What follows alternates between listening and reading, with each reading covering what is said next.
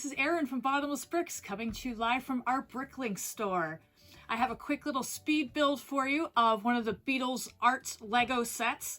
We asked our friends on social media which set they wanted to see get built, and the winner was, drum roll, John Lennon.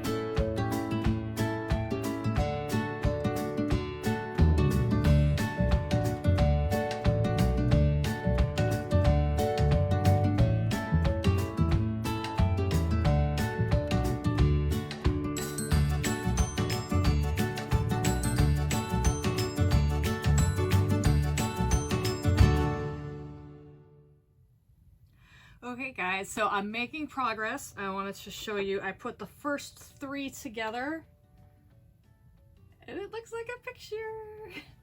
It's getting there. I just finished another one. Interestingly enough, I have made a couple mistakes so far, and this is the really funky brick separator that came with this set. I initially needed to pop off one, but I found the corner of it wasn't too useful, so I had to do the full-on row. But it works really well for that, which is great, because that was one of my biggest concerns with this set, would be ruining my nails trying to pull up these studs here. So I'm gonna get back to the video and we'll see how far we get.